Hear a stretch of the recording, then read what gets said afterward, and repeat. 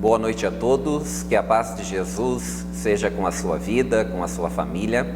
É com alegria que estamos aqui mais uma vez para compartilhar com você a palavra de Deus. E assim como a pastora falou, hoje é um dia todo especial, porque estamos comemorando um ano da nossa comunidade de fé, um ano de Casa do Pai, e queremos louvar a Deus, agradecer a Deus, porque até aqui Ele tem nos ajudado, até aqui Ele tem nos abençoado.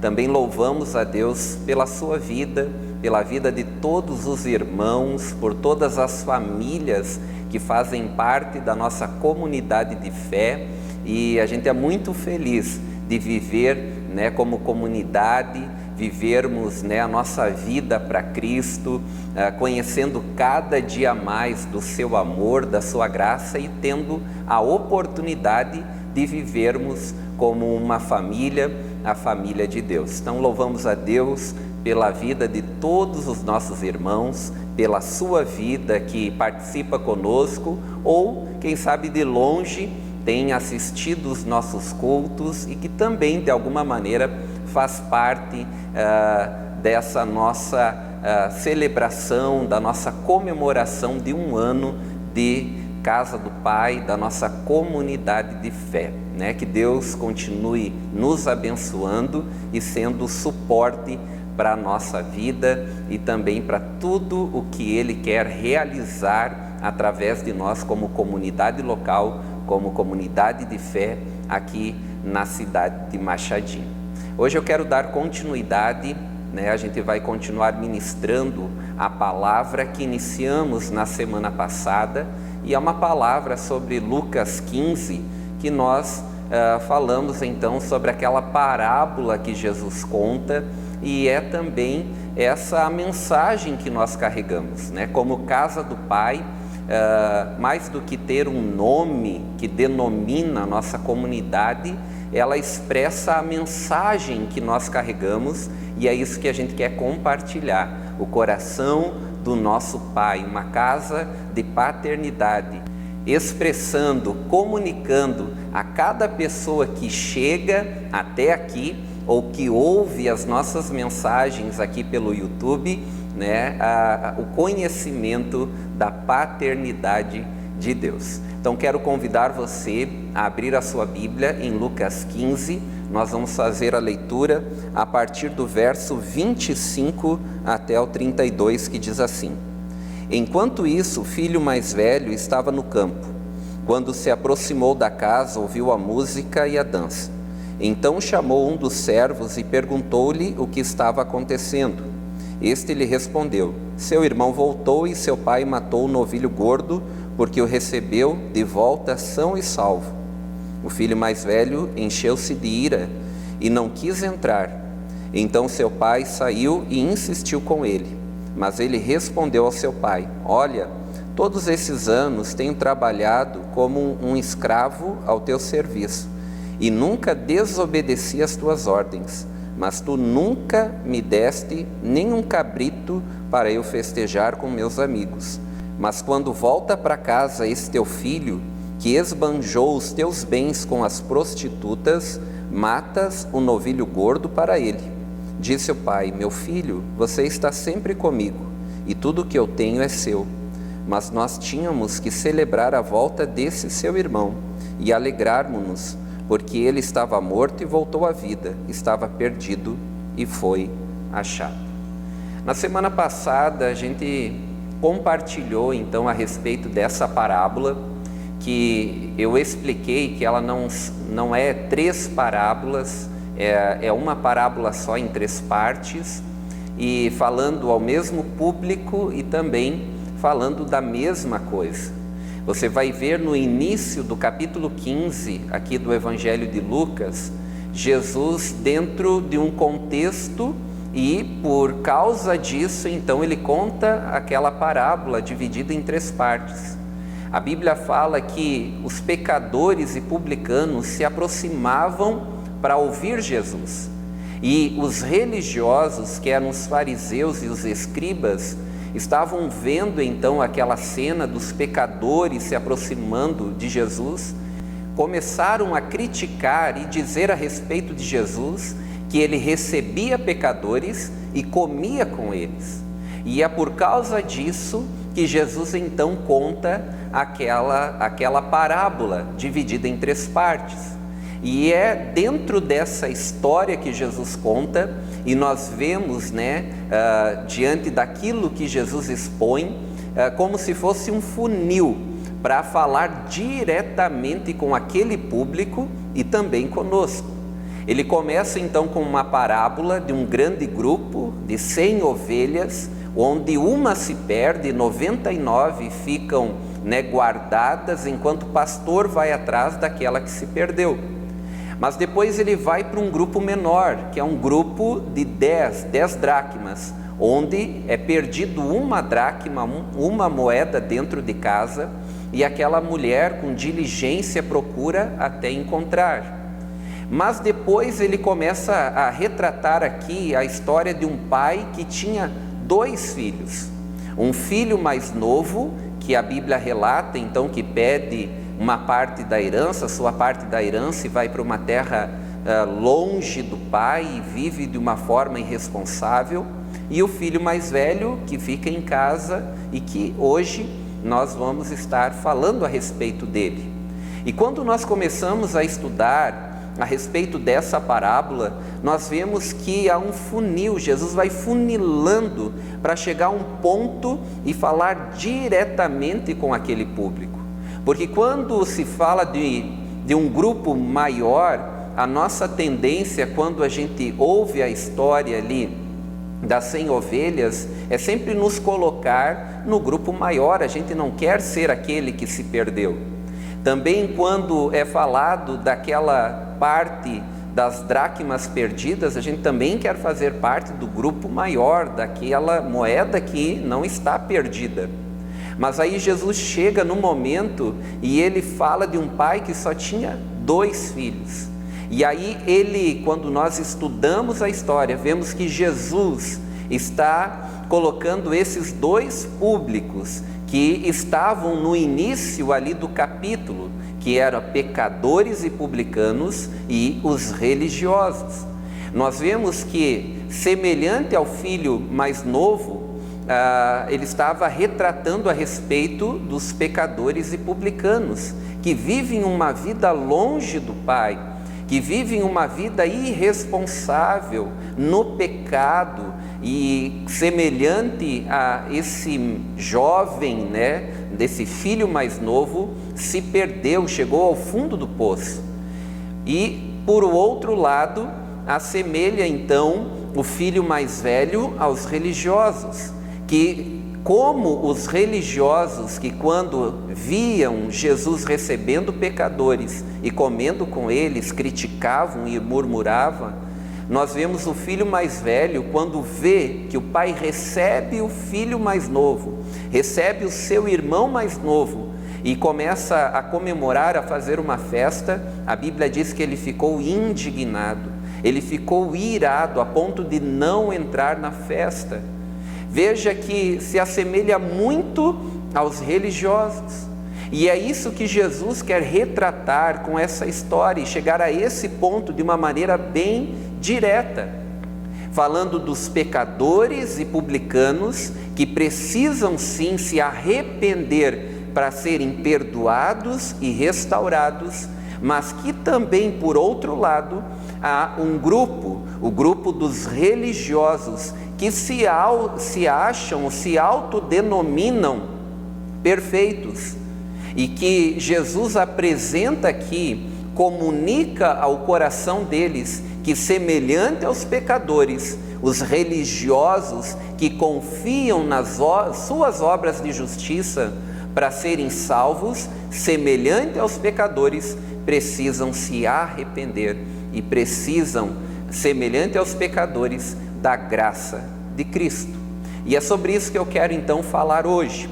Eu quero falar sobre o filho mais velho, que representa o segundo grupo, o grupo dos religiosos, que também precisavam reconhecer a sua perdição e se arrepender dos seus pecados.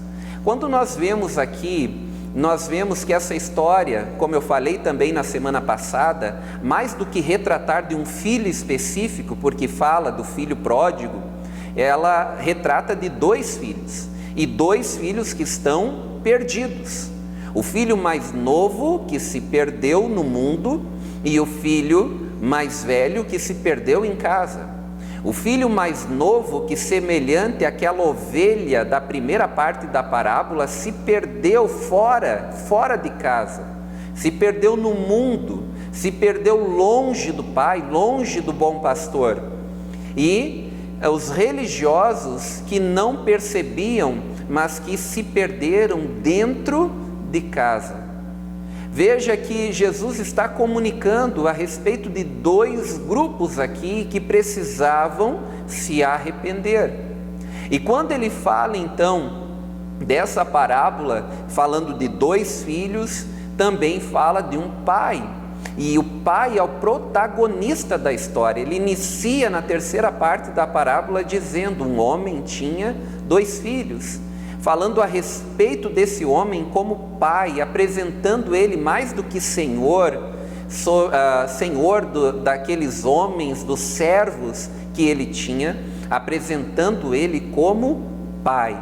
Um pai generoso, um pai bondoso, um pai amoroso, um pai que não só perdoa, mas restaura, semelhante àquilo que ele fez com o filho mais novo, que não só perdoou os pecados, mas que restaurou na condição de filho.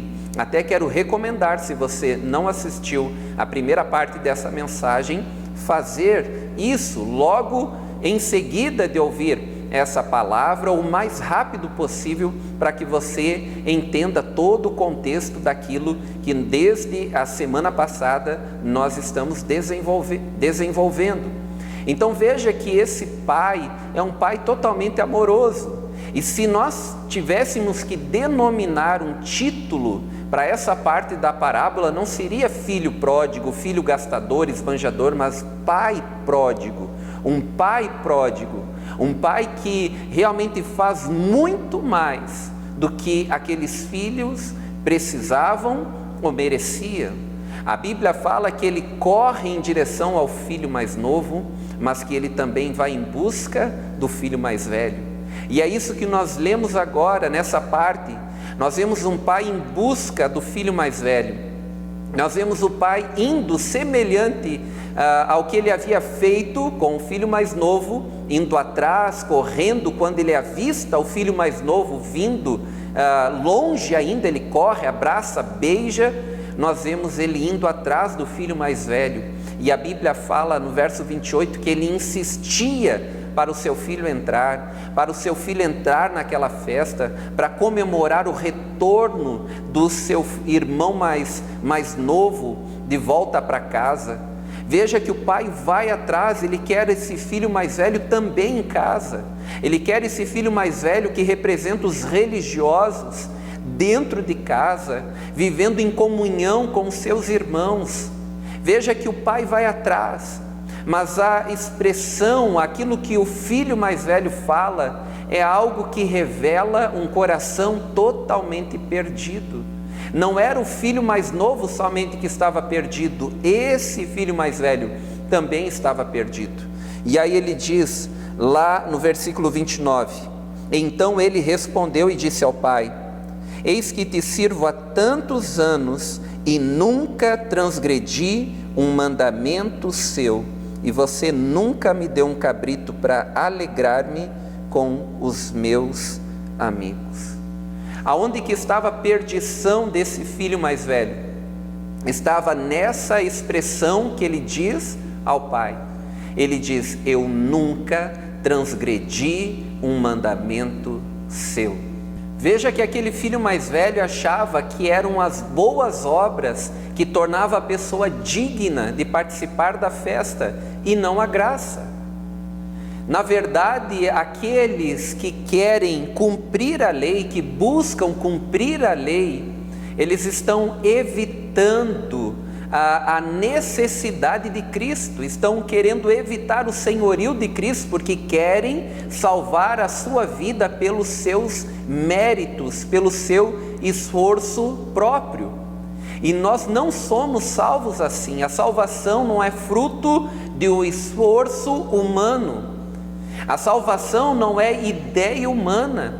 A salvação é ideia de Deus.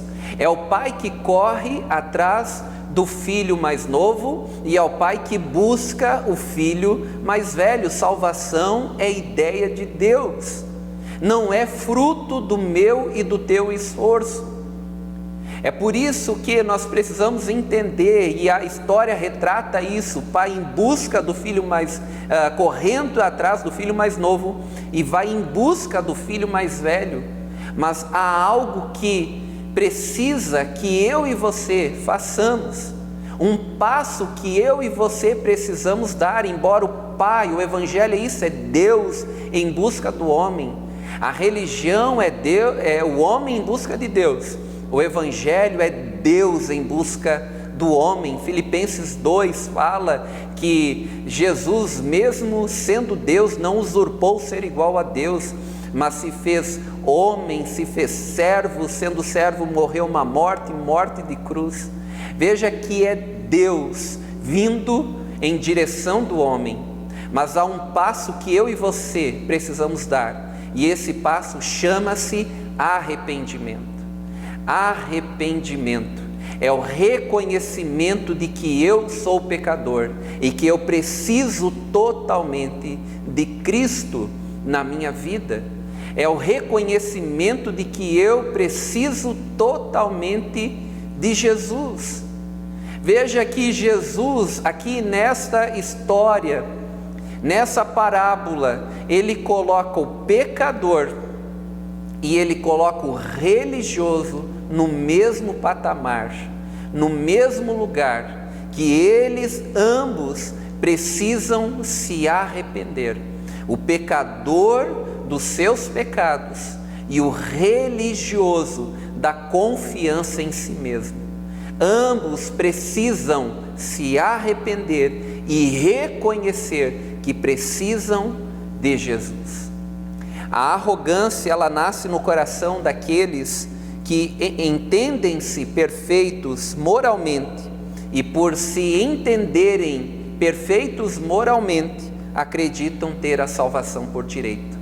Mas a gratidão, ela nasce no coração daqueles que sabem que precisam da graça, que precisam do sacrifício de Cristo para o perdão dos seus pecados. O que eu quero compartilhar ao teu coração hoje é que eu não sei que grupo você está. Se você é pecador, você precisa dar esse passo de arrependimento, arrependendo-se dos seus pecados e vindo em direção do Pai, dar esse passo de arrependimento para que o Pai perdoe e restaure completamente a sua vida. Mas se você é alguém que já desenvolve uma prática de fé, tem uma vida religiosa, eu quero convidar você a sondar o teu coração, para ver aonde está a tua confiança, se a tua confiança está nas tuas próprias obras ou no sacrifício de Cristo. Nós precisamos reconhecer que precisamos de Jesus.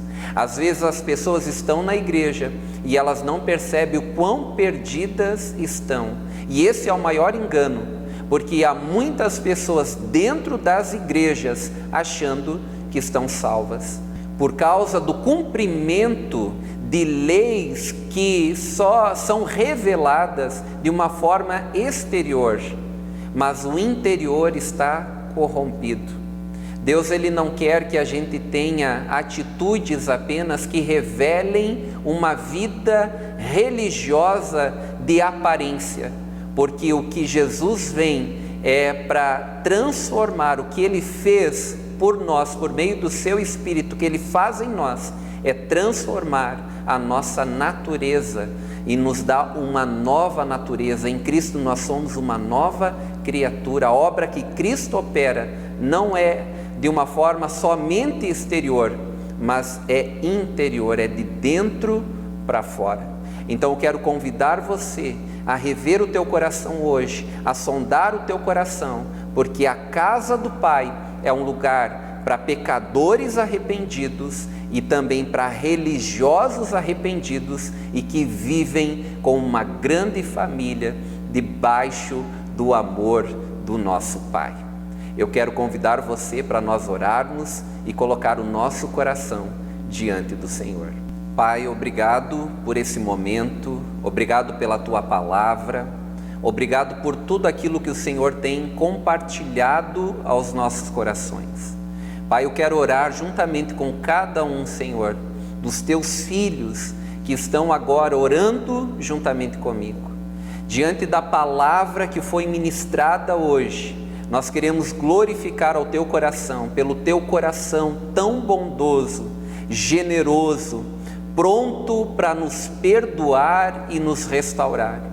Eu oro, Pai, nesse momento por cada um dos Teus filhos que se reconhecem, Deus, como pecadores, como aquele filho mais novo. Encontram-se, quem sabe, Senhor, no fundo do poço. Já provaram de tantas coisas, mas nenhuma delas satisfez ou completou o seu coração.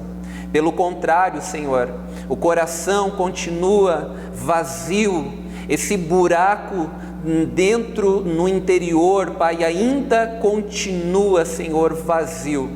E hoje eles reconhecem, Pai, que somente o Teu amor pode preencher essa lacuna, pode preencher esse vazio.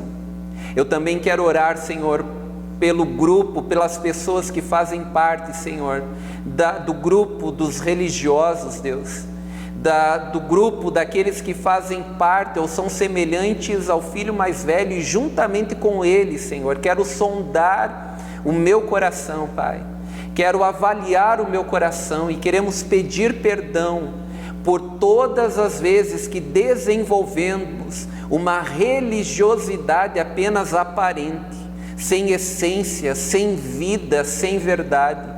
Nós não queremos, Senhor, apenas viver uma vida aparente, mas nós queremos nos apoiar, Senhor, na Tua graça. Nós não nos apoiamos, Senhor, nas nossas obras, no cumprimento de regras e de leis. Nós, Senhor, estamos totalmente apoiados, Senhor, nossa fé apoiada na Tua graça, Senhor, na Tua obra por nós, Pai. Então eu oro em nome de Jesus, para que tanto aqueles que se reconhecem como pecadores, ou aqueles que se reconhecem como religiosos, pecadores, porque têm desenvolvido uma religiosidade apenas aparente, para que o Senhor nos perdoe e nos restaure. Nós queremos viver, Senhor, uma vida no Teu amor. Queremos viver, Senhor, aquilo que o Senhor tem para nós. E queremos viver, Senhor, assim como está nessa história, Senhor. Nós todos juntos participando, Senhor, dessa festa, estarmos juntos vivendo em comunhão, um lugar onde pecadores e religiosos arrependidos, Senhor, convivem juntos, Pai, e desfrutam do Teu amor como uma grande família.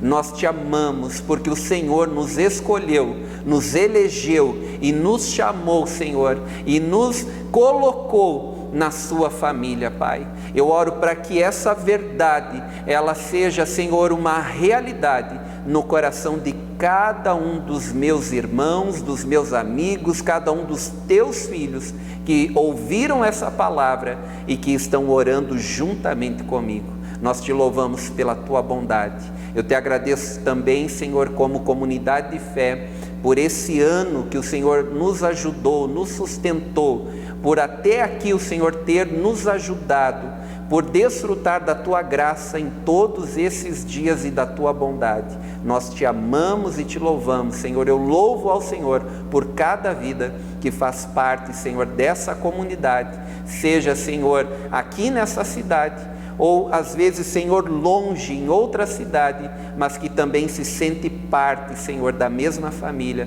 dessa mesma casa. Eu louvo ao Senhor e agradeço pela Tua bondade e o Teu amor. Amém.